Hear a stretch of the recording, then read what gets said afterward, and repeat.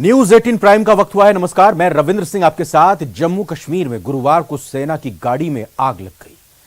यह हमला किया गया आतंकियों की तरफ से। 5 जवान इसमें शहीद हो गए, जबकि एक जवान गंभीर रूप से घायल हैं, जिनका इलाज सेना अस्पताल में चल रहा है। इसे सेना ने आतंकी हमला बताया है। आतंकी संगठन PAFF यानी पीपल्स एंटी फासिस्ट फ्रंट ने इस हमले की जिम्मेदारी ली है। ADGP जम्मू और अन्य वरिष्ठ अधिकारी पुंछ पहुंचे हैं। दरअसल सेना की तरफ से बताया गया है कि आज गुरुवार को लगभग दोपहर 3 बजे राजौरी सेक्टर में भीमबेर गली और पुंछ के बीच हाईवे से गुजर रहे सेना के एक वाहन पर अज्ञात आतंकियों ने गोलीबारी की। माना जा रहा है कि आतंकवादियों ने ग्रेनेड का भी इस्तेमाल किया, जिससे वाहन में आग लग गई। भारी बारिश और कम दृश्यता यानी कम विजिबिलिटी का फायदा उठाते हुए यह आतंकी हमला किया गया।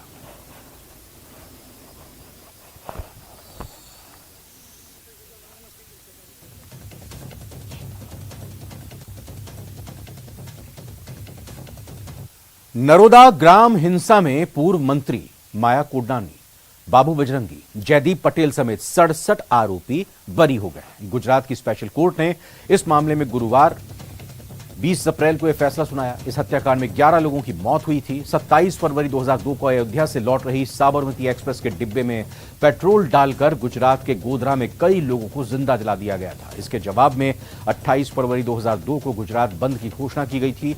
इस बीच अहमदाबाद शहर समेत पूरे गुजरात में सांप्रदायिक दंगे भड़क उठे थे।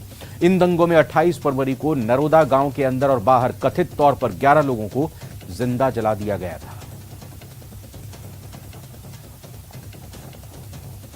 प्रक्रिया को, रिएक्शन की प्रक्रिया को मद्देनजर रखते हुए 28 फरवरी 2002 को नरोड़ा गांव में भी कुछ हादसे हुए, जिनमें 11 लोगों की जान गई थी। कुछ मकानों को जलाया गया था। लूटपाट वगैरह का भी आक्षेप था। कोर्ट ने सन 2009 में 83 एक्यूज पे चार्ज फ्रेम किया था, जिसमें 153A मतलब दो कौम के बीच में वैमनस्य फैलाना, हत्याएं करना, लूटपाट करना, आगजनी करना और भी बहुत सारे चार्जेस थे। सभी चार्जेस में थे। सभी एक्यूज को आज कोर्ट ने बरी कर दिया है। किसी को भी कोर्ट उठते तक की भी कोई सजा नहीं हुआ है। प्रयागराज के कॉलविन हॉस्पिटल में गुरुवार दोपहर SIT ने माफिया अतीक अहमद और अशरफ की हत्या का सीन रिक्रिएट किया। यहां 2 युवकों को अतीक और अशरफ बनाकर लाया गया। उन्हें जिस तरह मीडिया कर्मी बनकर आए शूटर्स ने गोली मारी थी, ठीक वैसे ही सीन सीन दोहराया गया। इसके बाद अतीक और अशरफ बने युवक जमीन पर गिर गए और जमीन पर तड़पने लगते हैं। सीन रिक्रिएट करने से वारदात के हालात समझने में मदद मिलेगी। SIT की टीम के साथ जुडिशियल कमीशन यानी न्यायिक आयोग के सदस्य भी थे। शनिवार रात प्रयागराज के कॉलविन हॉस्पिटल में अतीक और अशरफ की गोली मारकर हत्या कर दी गई थी।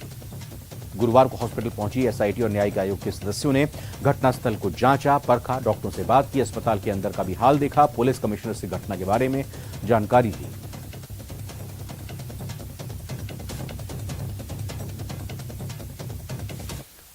अतीक अहमद मर्डर में गोगी गैंग का कनेक्शन सामने आ रहा है। अतीक और अशरफ को मारने वाले शूटरों को जितेंद्र गोगी गिरोह से हथियार मिलने की खबर सामने आ रही है। पुलिस सूत्रों के मुताबिक पूछताछ में शूटर सनी ने कबूल किया है कि 14 अप्रैल को कोर्ट में ही अतीक और अशरफ को मारने की प्लानिंग की थी।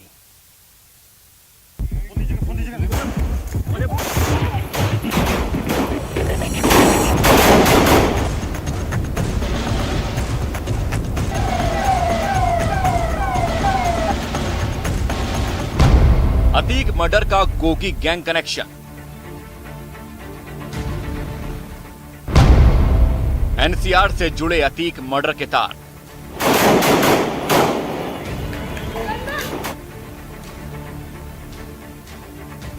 पुलिस रिमांड में अतीक की हत्या के आरोपी बड़े बड़े राज से पर्दा उठा रहे हैं। पुलिस कस्टडी में शूटर सनी ने कबूल किया है कि तीनों आरोपियों को दिल्ली के जितेंद्र गोगी गिरोह के संपर्क से हथियार मिले थे। कानपुर का बाबर भी इसी गैंग से जुड़ा था। बाबर के जरिए ही ये लोग गोगी गैंग के संपर्क में आए थे। जितेंद्र गोगी गिरोह इन तीनों से NCR में बड़ी वारदात करवाना चाहता था। इसकी वजह से ही जितेंद्र गोगी ने NCR चैनल की ID, बड़ा कैमरा, आई कार्ड इन्हें मुहैया कराया था। इससे पहले कि गोगी उनसे NCR में बड़ी वारदात को अंजाम दिलवा पाता, सितंबर 2022 को दिल्ली की रोहिणी कोर्ट में जितेंद्र गोगी की हत्या कर दी गई। हालांकि पुलिस सूत्रों का यह भी कहना है कि ये तीनों लगातार बयान बदल रहे हैं। उत्तर प्रदेश पुलिस इनके दावों को क्रॉस वेरीफाई भी कर रही है। पूछताछ में तीनों का लॉरेंस बिश्नोई से भी खास रिश्ता सामने आया है। अभी तक की पूछताछ में जो सामने आया है उसमें अतीक अहमद की हत्या के तीनों आरोपी लॉरेंस बिश्नोई की तरह बनना चाहते थे। इन्होंने बताया कि अस्पताल में उनका मकसद सिर्फ अतीक और अशरफ को मौत के घाट उतारना था। उनका पुलिस पर गोली चलाने का कोई प्लान नहीं था, इसलिए तीनों ने सरेंडर कर दिया था।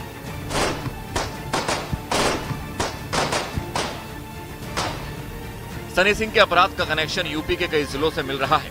जालौन में भी सनी की क्राइम हिस्ट्री जुड़ी हुई है। साल 2019 में वो अपने एक साथी के साथ कार लूटकर भाग रहा था। इस दौरान उसकी कदौरा पुलिस से मुठभेड़ भी हुई थी। तीनों आरोपी 12 अप्रैल को लखनऊ से बस से प्रयागराज पहुंचे थे। तीनों ही प्रयागराज के काल्विन अस्पताल से 1.5 किलोमीटर दूर रेलवे स्टेशन के सामने होटल में रुके थे। पहले 13 अप्रैल को ही कोर्ट में अतीक अशरफ को मारने का प्लान था, लेकिन उस समय इन्हें मौका नहीं मिला। इसके बाद 15 अप्रैल को दिन में इन्होंने कॉल्विन अस्पताल के रेकी की 2 नए मोबाइल खरीदे थे, लेकिन सिम कार्ड के लिए फर्जी आईडी नहीं जुटा पाए। अतीक और अशरफ को गोली मारने के बाद डर पर काबू पाने के लिए तीनों ने जय श्री राम के नारे लगाए।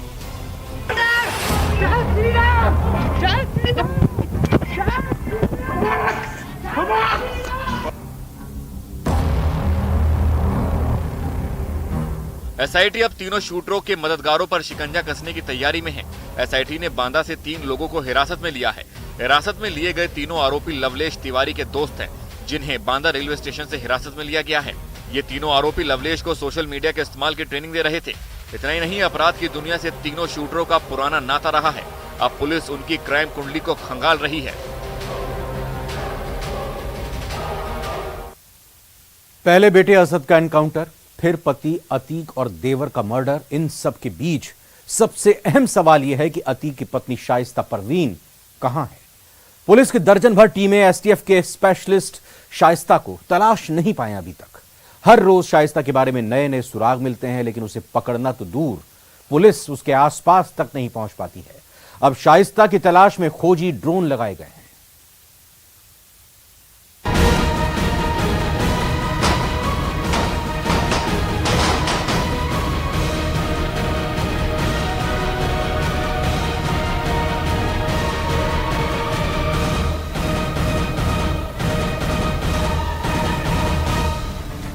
लेडी डॉन की खोज में 24 घंटे नॉन स्टॉप।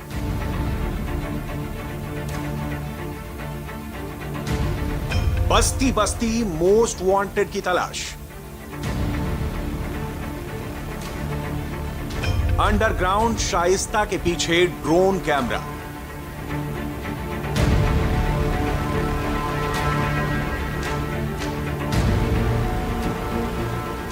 पुलिस को खबर पक्की मिली थी, सोर्स बेहद तगड़ा था, तैयारी जबरदस्त थी।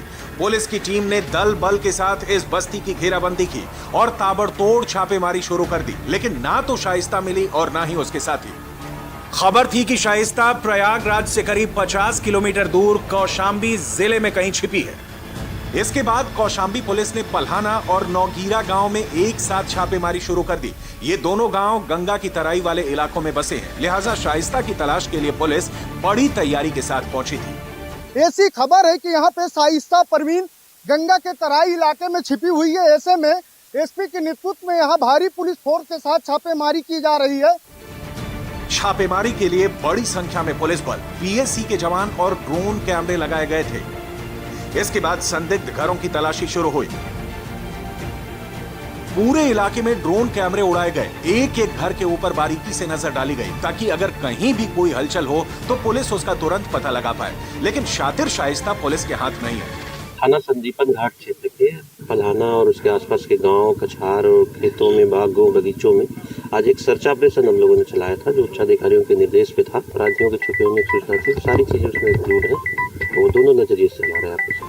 शाइस्ता पर पुलिस 50,000 का इनाम घोषित कर चुकी है। शाइस्ता की तलाश में यूपी के कई जिलों में ताबड़तोड़ छापेमारी हो रही है, लेकिन शाइस्ता हर बार पुलिस को चकमा देने में कामयाब हो जा रही है। सूत्रों के मुताबिक अतीक की पत्नी शाइस्ता के साथ शूटर साबिर भी मौजूद है। इसके अलावा अतीक की बहन आशा भी लगातार शाइस्ता के साथ मूवमेंट कर रही है। पुलिस से बचने के लिए ये लोग बार बार अपनी लोकेशन बदल रहे हैं। यही नहीं, खुद शाइस्ता अपना मोबाइल नंबर भी लगातार बदल रही है। ये लोग पानी के रास्ते से पश्चिम बंगाल भागने की फिराक में हैं। और ऐसे ही इनपुट के बाद गंगा के कछार और तराई वाले इलाकों में शाइस्ता के खिलाफ लगातार सर्च ऑपरेशन चलाया जा रहा है। असल में गंगा की तराई वाले इलाकों में पुलिस की मूवमेंट दूर से ही नजर आ जाती है। तराई वाले इलाकों में बस्तियां ज्यादा घनी नहीं होती, जिसकी वजह से आरोपियों को संभलने या फिर भागने का पूरा मौका मिल जाता है। हालांकि पुलिस का एक्शन शुरू हो चुका है, जिसके बाद अब लग नहीं रहा कि शाइस्ता का लुका छिपी का खेल अब ज्यादा दिन चलने वाला है। मानहानि केस में दोषी ठहराए जाने के खिलाफ राहुल गांधी की याचिका आज सूरत कोर्ट ने खारिज कर दी। सेशन कोर्ट जज आरपी मुगेरा आज कोर्ट में आए और इस याचिका पर केवल एक शब्द का डिसमिस यानी खारिज। जज मोगरा ने इस मामले पर 13 अप्रैल को दोनों पक्षों की दलीलें सुनी थी और फैसला सुरक्षित रख लिया था। इस मामले पर राहुल ने दोषी ठहराए जाने और 2 साल की सजा पर रोक लगाने की अपील की थी। अब राहुल हाईकोर्ट में अपील करेंगे। केस 2019 में बेंगलुरु में चुनावी रैली के दौरान दिए गए राहुल के बयान से जुड़ा है।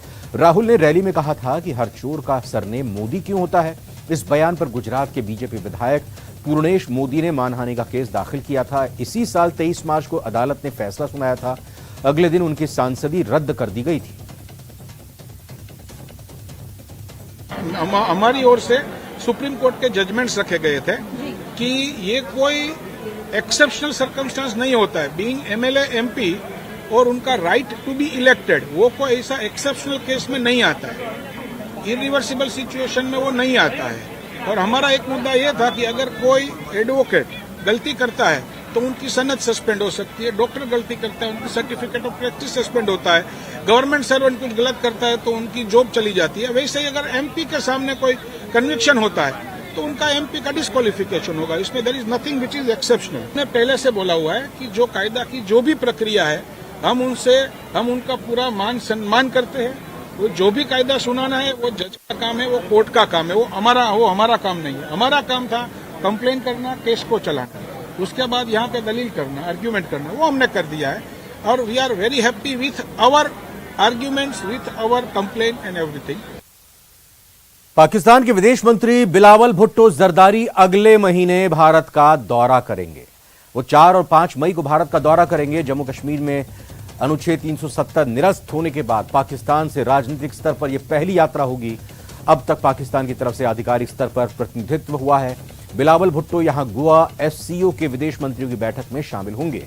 यह देखना अहम होगा कि क्या गोवा में एससीओ के अलग भारत पाक द्विपक्षीय बात होगी या नहीं होगी। पूर्व प्रधानमंत्री नवाज शरीफ के बाद यह किसी पाक नेता की पहली भारत यात्रा होगी।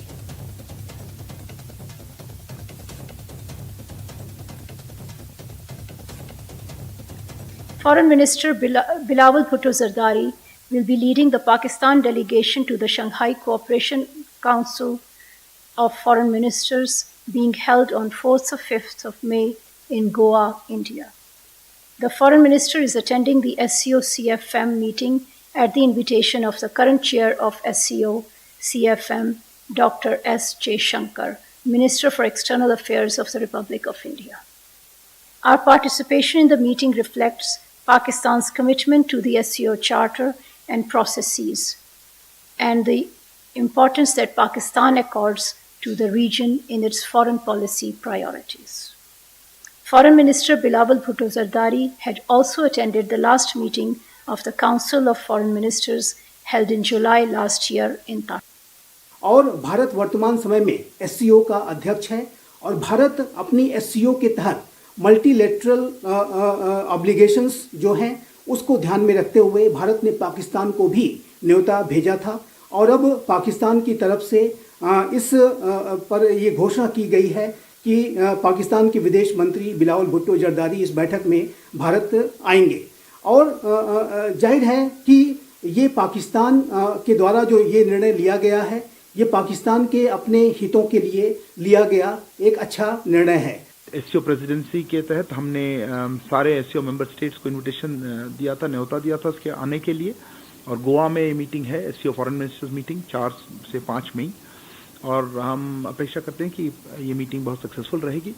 पर किसी एक देश की भागीदारी पर ध्यान देना इतना उचित नहीं होगा। और फिलहाल एक छोटे से ब्रेक का वक्त हुआ है।